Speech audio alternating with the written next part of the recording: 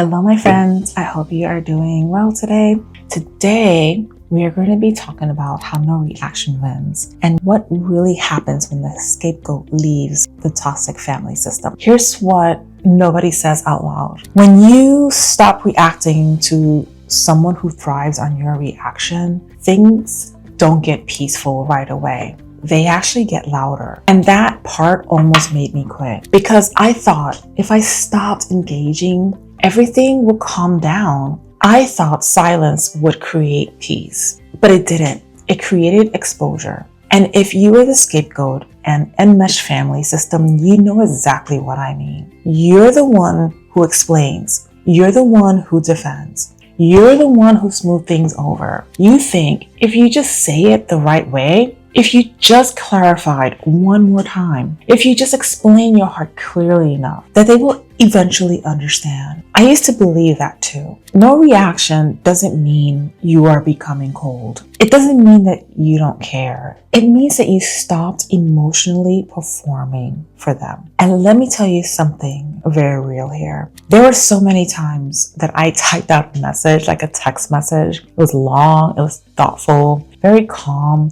explaining my heart. I think this is clear. This is loving. This is fair. But then I came to a realization and I would just delete it. I realized I wasn't trying to communicate. I was trying to prevent being misunderstood. And those are not the same thing. No reaction means you stop defending yourself in a courtroom that was never neutral. It means when someone throws bait, you feel it, but you don't grab it. It means you stop explaining yourself to people who already decided that you are wrong. Not because you don't have words, but because you're done proving your hearts. What happens when you go silent? Here is what surprised me. When I stopped reacting, I expected things to calm down, but they actually didn't. They escalated. Suddenly, I was different. Suddenly, I had changed. Suddenly, I was too influenced. And I had to sit there and not defend myself. That can be the hard part, by the way. And because when you grow up in an enmeshed family system, your reactions stabilize it. You arguing confirms their script. You defending confirms you're guilty. And you explaining keeps the spotlight on you. But when you go quiet,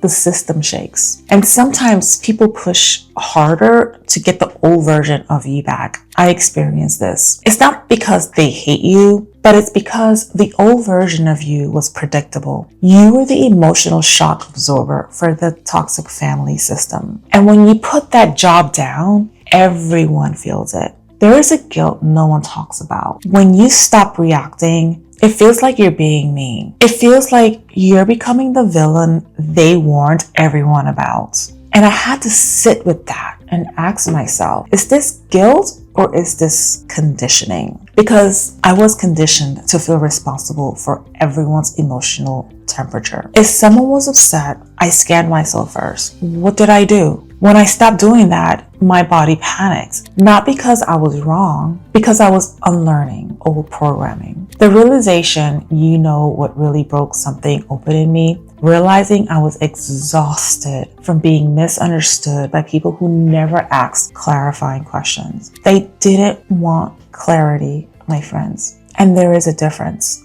And that realization hurt because it meant I had to stop explaining. Not because I didn't have truth, but because I was tired of speaking into something that was never listening. Silence works because it removes fuel. If someone is used to getting a rise out of you, even a calm, defensive explanation, and suddenly they can't, there's nothing to grip. But here's a deeper reason it works. It protects you. I didn't realize how anxious I was until I stopped reacting. Your nervous system is always scanning. Who's upset? Is there tension? Do I need to fix something? It is so exhausting. When I stopped reacting, my body didn't know what to do with the quiet. It almost felt unsafe, if I were to be honest. That's when I understood something. I wasn't addicted to drama. I was addicted to monitoring. Silence broke that habit. All right, how about the smear campaign? Let's be honest about this too.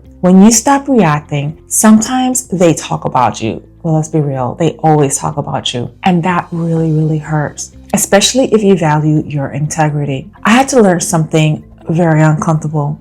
If someone needs you to be unstable, selfish, cold, insecure, I don't know, whatever, in order to stay comfortable in their story, they will describe you the way, no matter how regulated you are, you cannot outbehave someone else's narrative. Just stop trying. That was a big one for me because I spent years trying to clear my name. And the hardest part, letting people think what they want. That's a grown woman work. Staying strong when they get louder, when they escalate. Your job is not to match the volume. It is to stay steady. Short responses, neutral tone, no emotional essays, no defending your character ever again. No relitigating history. You don't need to audition for the role of being misunderstood. Step out of that script entirely. Let them feel uncomfortable. Their discomfort is not your emergency. If someone truly wanted to understand you, they would have by now. You don't need a better tone. You don't need softer delivery. You don't need a more patient explanation. You need peace. And peace does not require performance. Now, I'm not pretending anymore that every relationship can be saved by better communication. Unfortunately, that is not the case. Some dynamics survive on miscommunication. Some roles survive on distortion. And once you see that, you can't unsee that. And you stop volunteering to fix what was never broken in you. Can I tell you what no reaction really means? It doesn't mean you defeated someone. It means that you stop feeding something that was draining your soul. You win your clarity back and you win your nervous system back. You stop being the emotional shock absorber of the family. And if you're in this season right now, learning to go quiet without becoming hard, I really want you to hear this. You're not becoming cold. You're becoming solid and sovereign. And solid feels threatening to people who are used to moving you. But once you taste steady, once you taste true peace, you don't go back. If you're the one who's always explaining, always defending, always carrying it, it's time to put that down. My friends, this is our time. If you really enjoyed this video, subscribe if you're ready to stop reacting and start reclaiming your peace. And drop the word sovereign in the comments if you're choosing yourself this season. Thank you for being here, and I will see you in the next video. Bye.